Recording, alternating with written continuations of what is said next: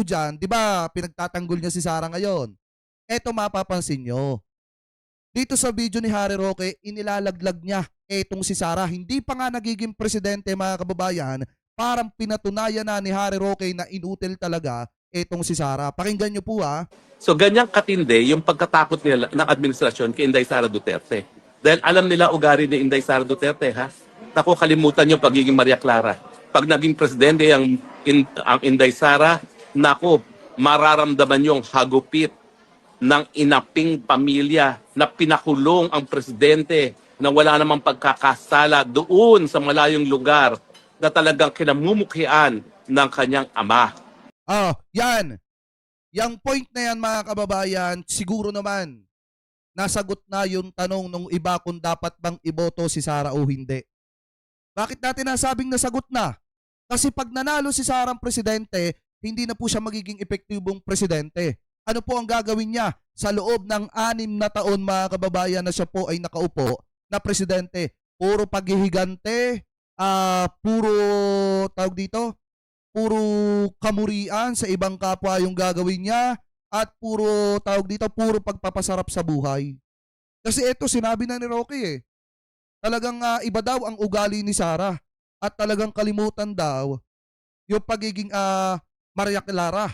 Ibig sabihin, pag nanalo pala si Sara, puro paghihiganti pala po ang gagawin nito. Alam naman po natin kapag kaganyan yung gawain ng isang presidente, wala na po magagawang trabaho yan para tulungan yung mga kababayang Pilipino po natin. At ang isa pa dyan, yung bili ni PBBM na sana ipagpatuloy yung mga ginawa po niya na nakakatulong sa mga kababayang Pilipino po natin, hindi na po may pagpapatuloy yan. Kasi nga, kung galit si Sara Duterte ngayon sa ating presidente, malabo na pong ituloy niyan yung nasimulan ni PBBM kung sakaling maging presidente po yan. Ngayon, ituloy pa natin. Diba, maalala nyo, talagang hindi lang mahal ng Presidente Duterte ng Pilipinas, hindi lang niya gustong mamatay sa Pilipinas, kundi ang kinasusuklaman niya yung posibilidad na siya ay huhusgahan ng mga dayuhan para sa mga krimen na di umano yung nangyari sa Pilipinas. Yan ang pinakaayaw ni Tatay Digong at yan ngayon ang kapalaran niya. Nako, itaga nyo sa bato. Pag naging presidente si Inday Sara, hindi yan makakalimot. Kristiyano yan. Pero sisiguraduhin niya na mabigyan ng katarungan, hindi lang kanya ang kung hindi ang buong sambayan ng Pilipino dahil ang ginawa nila kay Tatay Digong, linabag nila ang soberenya ng Pilipinas. Dahilan. Tama itong sinasabi ni Kuya Aye. Ano yung sabi ni Kuya Aye? Ibig sabihin ni Roque, kung masama si Sara Lustay ngayon, lalong makikita ninyo ang kademonyuhan kung magiging presidente. Tama. Diba? Kung ngayon pa nga lang mga kababayan, talagang barakuda na, mas makikita nyo pa yung pagiging Dracula naman niyan pag naging presidente po yan. Nakukuha nyo yung pinopoint mga kababayan? Kung ngayon, barakuda na, makikita nyo yung pagiging Dracula pa niyan pag naging presidente na po yan. Yan yung tinutukoy dito ni Roque. Anyway, tuloy pa natin. Para talagang gagawin lahat ni Inday Sara para mabigyan lahat tayo mga Pilipino ng katarungan dahil sa ginawa nila kay Tatay Digong. At hindi naman namin kailangan ng katarungan nyo. Alam nyo, kami nga masaya kami Kasi nakita namin na may hustisya pa pala para po dun sa mga pamilya ng nanaiwan nung mga inosenteng nadamay mga kababayan nung panahon ng tawag dito, nung mga panahong isinasagawa nila yung madugong pakikipaglaban sa ipinagbabawal na bato. Na ang tinamaan lang ay yung mga pobre, yung mga mahihirap na katulad natin mga kababayan. At ang nanamasa at tumatawa, tawag dito, umiinom ng alak habang pinapanood yung mga kababayan nating tinutumba, yung mga kaalyado ni Digong na talagang tunay at totoong mga drug lord. Wala akong pinapangalanan sigurado po ako, kahit ano pang ipula nyo sa Inday Sara, ang sigurado ako, wala kayong issue sa kanya pagdating sa korupsyon. At dahil wala siyang kahit anong issue sa korupsyon, itaga nyo sa bato. Lahat ng nangurakot sa nakalipas na 3. Kita nyo yung OBP gumastos ng 100,000 million pesos sa isang pirasong CCTV. Diba? Gaano kaya katindi yung yung corruption doon? Isang pirasong CCTV, nasa 200,000 mahigit. Naniniwala kayo doon? Yung talaga, lantarang corruption yun. At magiging 4 na taon na sa administrasyon ni Marcos Jr., maghanda na kayo. Babalikan kayo dahil yan naman talaga ang trabaho ng presidente. Ipatupad ang batas. Bigyan ng katarungan ang sambayan ng Pilipino sa mga ninakaw niyong mga pera. Asahan niyo po yan. Baka kailangan magpatayo ng mas marami pang kulungan dahil siguro po 90% ng mga miyembro ng congressmen natin ng Kongreso, ipakukulong yan ni Inday Sara dahil lahat halos sila ay nagkasala. Dahil lahat sila kumita sa proyekto na galing sa infrastruktura. Kaya takot sila kay Inday Sara Duterte. Pero gaya na akin sinabi, dahil ang mga politiko nais magpasasa sa kanilang posisyon, mag-iisip yan bago pumirma ngayon ng impeachment dahil alam nila na po pwedeng bukas lamang wala na ang Marcos Jr. Yan. Ganyan sila manakot, mga kababayan. Pero alam nyo, sa ginawang ito ni Harry Roque, hindi naman natatakot ang taong bayan eh. Kasi mga kababayan, bukod sa alam naman natin na mapapabalik ito ng Pilipinas, alam din naman natin mga kababayan na hindi na naman talaga magiging presidente ito pong si Sara. Sa dami ng mga matitinding isyo na kakaharapin niya sa mga susunod na buwan. 'Di ba? Lalo na kapag umusad na ulit at nabuhay na ulit yung usapin ng impeachment, mga kababayan, ni Sara Duterte. Malabo na po ito, mga kababayan, na maging presidente pa. Tandaan nyo po yan. Ano po, kasi kung ngayon pa nga lang, garapal na sila sa kapangyarihan, kung ngayon pa nga lang, kita nyo na hindi na nagtatrabaho, paano pa kaya kapag ka naging presidente yan? Kaya nga doon sa mga Gen Z, sa mga kabataan, sana pumili kayo ng maayos na susunod na leader na katulad ng kasalukuyang leader po natin na ipagpapatuloy yung nasimulan ng ating mahal na presidente. Wag kayong boboto ng may saltik. O wala akong pinapangalanan ha. Yan yung sinasabi ko, mga kababayan. Wag kayong boboto ng presidenteng may saltik. Kasi kapag bumoto kayo ng presidenteng may saltik, kawawa ang mamamayang Pilipino. Lahat ng mga naipakulong sa panahong ito ngayon, tandaan nyo, magdidiwang yung mga yan kapag ka naging presidente si Sara Duterte. So anyway, kayo mga kababayan, ano po masasabi ninyo hingil po sa pananakot na ito ni Harry Roque? Comment below na lamang po kung ano pong opinion ninyo hingil po sa usapin po na yan. At ngayon, punta naman po tayo, mga kababayan, dito naman po sa next topic po natin. Kasi bukod kay Sara Duterte, naghahanga din pala, mga kababayan, na maging presidente itong si Robin Padilla. So sabi dito, basahin po natin galing po ito, mga kababayan, sa Celebrity Buzz PH. Sabi po dito, yan yung source natin ayan, may verified badge.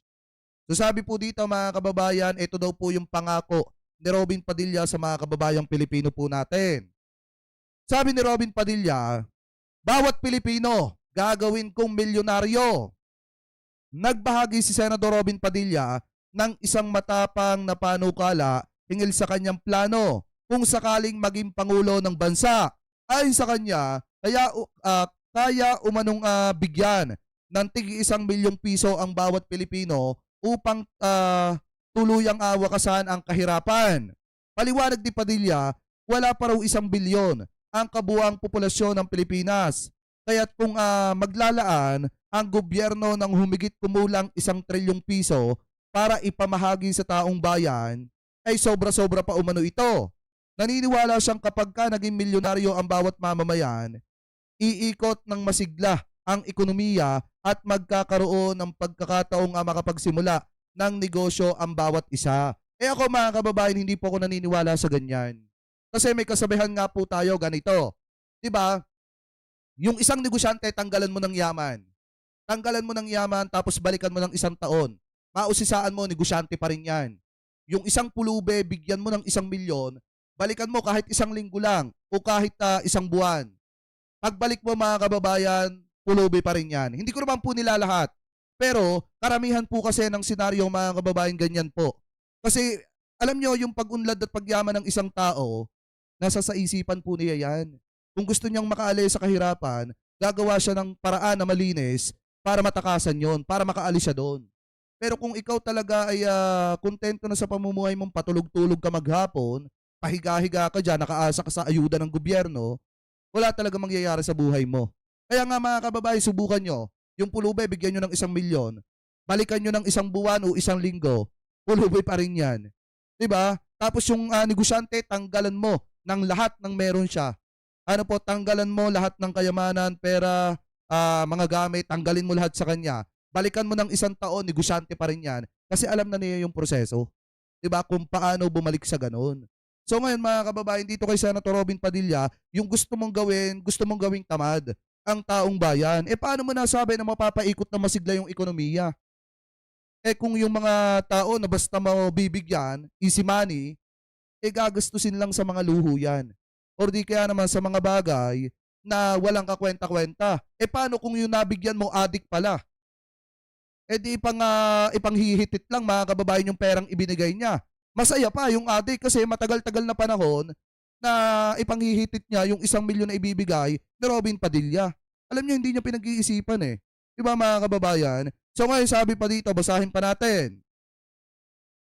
Aniya, kung nagagawa raw ng ilang opisyal na magwaldas o magtakwil ng trilyon-trilyong piso, hindi na dapat maging isyo ang pagbibigay ng tigi 1 milyon sa bawat Pilipino. Dagdag pa niya, ang pondong gagamitin ay maaari namang mabawi sa buwis na ibinabalik ng mga taong uunlad mula sa nasabing ayuda. Eh di ba galit nga kayo sa ayuda? Mga kababayan, di ba galit nga yung mga didisit sa ayuda? Ayaw nga nila namimigay ng ayuda. Magbigay nga lang tayo ng 5 kilong bigas, galit na sila eh. Di ba? Magbigay nga ang gobyerno ng 10,000 piso, galit nga sila eh. Di ba? Kasi nga galit sila sa ayuda. Ayaw nila ng ayuda. Tapos ang gusto mong gawin, Robin Padilla, para bumango yung pangalan mo, gagamitin mo yung salitang ayuda, mamimigay ka ng tigi 1 milyon. Eh kung si Cayetano nga, hirap na hirap mamigay ng 10,000, yung 1 milyon pa kaya? Alam nyo kayo mga politiko kayo, ang hilig nyong mangako ng imposible. Diba? Ang hilig ninyong mangako ng mga imposibleng bagay na hindi naman po talaga magkakatotoo. Gusto nyong paasahin ng taong bayan sa isang imahinasyon na imposible pong mangyari. Ito mga kababayan ha, prangkahan lang. Sinasabi ko lamang po yung totoo. Be practical. Kasi hindi naman po talaga mangyayari yan eh. Kalokohan. Diba? Kalokohan ni Robin Padilla yan, yung mga sinasabi niya. Sabi niya pa dito, eto daw pag ako, sabi niya dito pag ako ang naging presidente, itaga nyo sa bato. Lahat ng Pilipino milyonaryo. Pahayag ni Robin Padilla, sabay diin na kapag ka naipatupad ang kanyang panukala, tapos ang kahirapan daw. Mga kababayan, yan po yung sabi niya. Yan po yung pinagmamalaki niya. Kung sakaling maging presidente daw po siya mga kababayan. Ano po, talagang daw mga kababayan, tapos ang kahirapan ng mga kababayang Pilipino po natin. Yan po yung sabi niya. Kayo ba? Kasi kung si Sara nangangarap maging presidente, si Robin Padilla nangangarap din maging presidente, di magkakalaban sila sa 2028. O sino ngayon ang iboboto ng mga didisit? Alam nga naman, itakwil nyo si Robin Padilla. Didisit din to. Alam nga naman, itakwil nyo si Sara Duterte. Didisit din yun. Di ba? So ngayon mga kababayan, yung mga nagsasabi na hindi nangangarap maging presidente, sa kanilang bibig na mismo nang gagaling na gusto nila magpresidente. Walang pinagkaiba yan kay Badoy. Talagang hanggang ngayon, bulag pa rin. Bakit natin nasabi? Kasi biruin nyo, sabi niya dito, basahin po natin. Mahirap talagang kaaway ang mga Duterte dahil hindi naman sila magnanakaw. Dahil hindi naman sila magnanakaw, wala talagang isyo ang mga ito. Malilinis silang tao. Sabi pa dito mga kababayan, basahin po natin yung galing po dito sa balita ng Masang Pilipino. Ayan po yung page siya. Ito po yung source natin. Ayan. So sabi po dito mga kababayan, ayon daw po kay Dr. Badoy. Dr. Badoy, iginiit na mahirap talagang kalabanin ng mga Duterte dahil malinis ito. Giit ni Dr. Lorraine Badoy na walang tunay na isyo ng korupsyon laban sa pamilyang Duterte. Kaya umano napipilitan ang mga kalaban nila sa politika na mag-imbento ng mga paratang. Sa isang pahayag, sinabi ni Badoy, mahirap talagang kaaway ang mga Duterte, kailangan mo talaga mag-imbento ng mga isyo laban sa kanila dahil hindi naman sila magnanakaw. Wala talagang isyo ang mga ito. Malinis silang tao. Mismong si Digong na nga ang umamin na nagnakaw siya ng pera eh. Diba? Kaso ubos na. 'Di ba mga kababayan, mismong si Duterte na, si Digong na ang umamin na gumamit po siya, nagnakaw po siya ng pondo, ng pera ng mamamayang Pilipino. Kaso nga lang ang problema mga kababayan, ubos na, wala na. And then kung titingnan nyo po yung inilabas ng COA, maliwanag naman mga kababayan na talagang may korupsyon na nangyari sa opisina ng OBP. Lalo na yung pagbili po nila ng 7 CCTV na umabot ng 1.4 million pesos yung halaga, yung kabuang halaga ng 7 CCTV. Na yung isa itinataya na nasa 100,000 mga kababayan mahigit yung nagastos sa isang pirasong CCTV. Ganun po katindi ang korupsyon sa panahon mga kababayan ni Sara Duterte nung hinawakan niya sa kanyang departamento sa OBP. At saka mismo yung sinabi ni Madriaga kung paano nila chinapcha pinaghati-hatian yung confidential funds. Ano po kung paano pinamudmod ni Sara Duterte sa kanyang mga tropa at mga kaalyado po niya. Hindi ba korupsyon yon? Diba alam nyo mga kababayan, sayang yung mga propesyon ng mga ito. Doktor pa naman si Badoy, abogado pa naman si Roque, pero mukhang mga hindi nag-iisip. Diba? So ngayon sabi pa dito, basahin pa natin. Ayon kay Badoy, nananatiling malinis umano ang reputasyon ng dating Pangulong Rodrigo Duterte at ng kanyang pamilya. Kaya nagiging hamon daw para sa mga kritiko ang pagbuo ng batikos laban sa kanila. Hindi nga kami pinaghihirapan eh. 'Di ba? Hindi nga kami nahihirapan eh na depensahan ng gobyerno mga kababayan laban po sa mga fake news na mga ito. Kasi alam namin na lahat ng sasabihin namin dito hindi pwedeng galing lang sa bibig po namin. Kailangan talaga mga kababayan merong mga sources at merong pinanggalingan para hindi naman lumabas na fake news mga kababayan yung mga binabalita po natin dito. Eh ang problema nga, kung sino pa yung may mga propesyon na doktor, hindi ko naman po nila lahat. Abogado, hindi ko naman po nila lahat. Pero sila pa yung gumagawa ng ka-fake newsan dito at talagang pilit nilang inilalabas sa issue si Sara Duterte. Mahirap ba ilabas sa isyong ito si Sara Duterte? Lalo na at may tao na nagdidiin po ngayon kay Sara Duterte na malapit mga kababayan sa pamilyang Duterte. Diba? O sabi dito ni Kuya Ayi, oy may bagong hired na taga-kahol ang mga Duterte. Presenting Dr. Lorraine Badoy. Matagal na to Kuya Ayi. Matagal na to. Ito nga yung nasa voice eh. Diba? Ito, klaruhin ko lang Ito yung hinihinalang nasa voice record na ipinakinig na Robin Padilla dun sa Senate.